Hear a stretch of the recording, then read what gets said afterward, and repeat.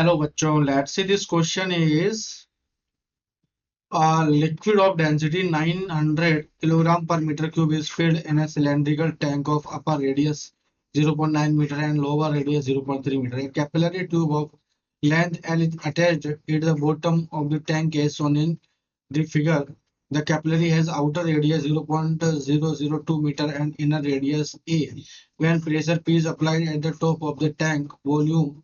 flow of rate the liquid art into 8 into 10 to the power minus 6 meter cube per second. And if capillary tube is detached, the liquid comes out from the tank with a velocity 10 meter per second. Determine the coefficient of viscosity of the liquid given pi a square is equal to 10 to the power minus 6 meter square and a square by L 2 into 10 to the power minus 6 meter. Clear? तो बच्चों ये आपको दिया हुआ है एक हमारे पास अच्छी सी कैपिलरी ट्यूब,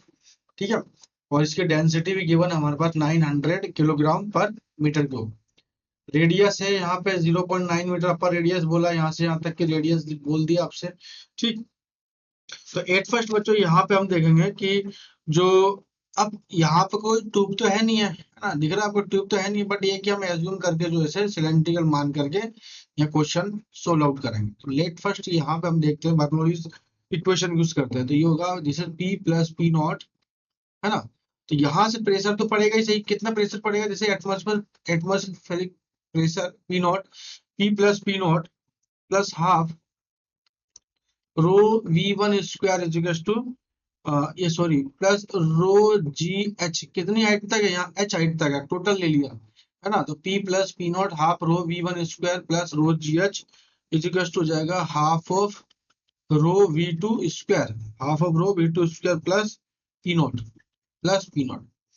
तो पी नॉट से तो पी नॉट बच्चों यहाँ पे जो एटमॉस्फेरिक प्रेशर पड़ेगा दोनों साइड में, इस साइड पे भी और इस साइड पे भी, दोनों पे, यहाँ पे पी नॉट तो कैंसिल आउट हो जाएगा, तो ये हो जाएगा पी प्लस रो जी एच को मैं क्या लिख सकता हूँ, ये एच हाइट है ना, capital H, rho ji H is equal to half of rho into V two square minus V one square, ठीक है, V two square minus V one square. तो यहाँ हो जाएगा हमारे पास कंटिन्यूटी इक्वेशन का यूज करो, यहाँ पे कंटिन्यूटी इक्वेशन यूज करो, ठीक है, कंटिन्यूटी इक्वेशन, इक्वेशन नंबर 1, तो ये होता है a1 v1 is equal to a2 v2। तो यहाँ पे हम वैल्यू निकालो v1 की, तो v1 इज इक्वल टू जाएगा a2 v2 bye a1, clear. तो यहाँ पे उठा करके रखना है हमें, तो जाएगा p plus rho ji H is equal to जाएगा हाफ ऑफ रो इंटू कितना, दिस इज v2 स्क्वायर, तो v2 square minus v1 square मतलब v1 स्क्वायर कितना जाएगा a2 by a1 into v2, है ना, इसका स्क्वायर, सबका स्क्वायर करना, क्लियर है। तो मैंने यहाँ पे इक्वेशन 1 में वैल्यू पुट कर दी, तो बस यहाँ पे हो जाएगा आपका क्या, ये हो जाएगा half of rho into v2 square को बाहर निकाल लो, v2 स्क्वायर को बाहर निकाला तो ये बचेगा 1 माइनस a2 बाई a1 का होल स्क्वायर, ठीक है, a2 बाई a1 का होल स्क्वायर। तो बस यहाँ पे वैल्यू पुट कर दो, तो हो जाएगा half into rho v2 square, और v2 तो कितना बच्चों यहाँ पे v2 दे रखा है क्या,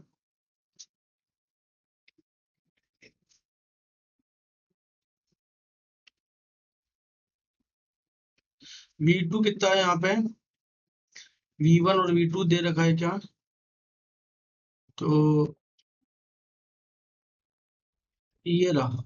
10 मीटर पर सेकेंड, कितना है, this is half of rho into 10 का स्क्वायर मतलब 100 इंटू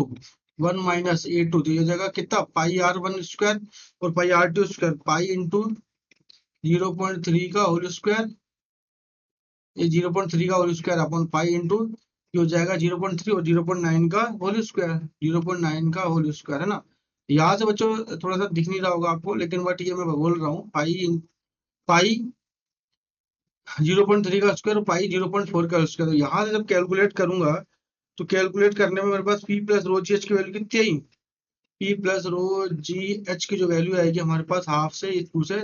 50 बार, और डेंसिटी भी हमारे पास गिवन है,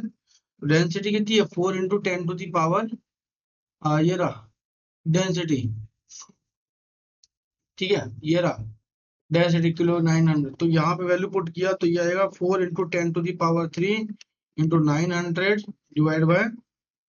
ये हो जाएगा आपका 81, ठीक है 81, 9 से कितनी बार 9 बार, तो P प्लस रो जी एच की जो वैल्यू आएगी कितनी 4/9 इंटू 4/9 इंटू 10⁵ है ना,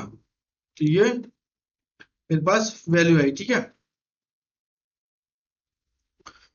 तो अब ये क्या है, जैसे न्यूटन पर मीटर स्क्वायर की वैल्यू है ना, तो इक्वेशन नंबर 2। अब नेक्स्ट लेवल हम देखते हैं कि दिस इज अब यहाँ पे हम देख रहे हैं कि जो पाउलीज इक्वेशन का यूज किया, पाउली इक्वेशन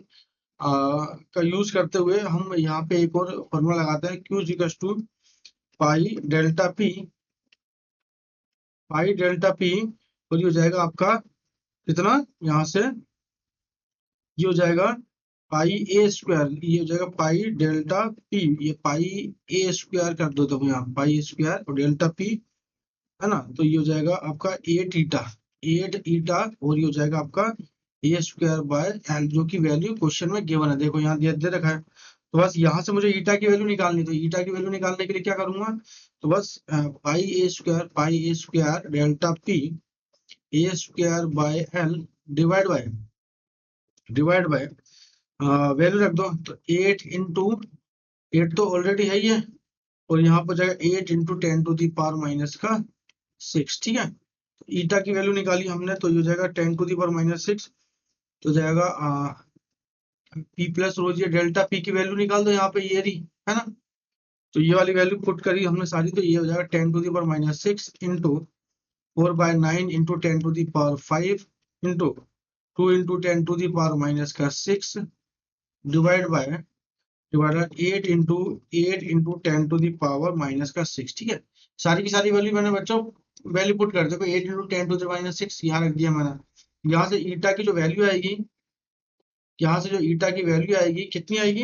ये आएगी 1 अपॉन, जो मैंने यहाँ से कैंसिल आउट किया, तो ये तो 4 टाइम्स कटा, तो ये 2 बार, है ना, सब कैलकुलेट करने के बाद आएगी 1/720 newton second per metre square, जो our answer. Best of luck.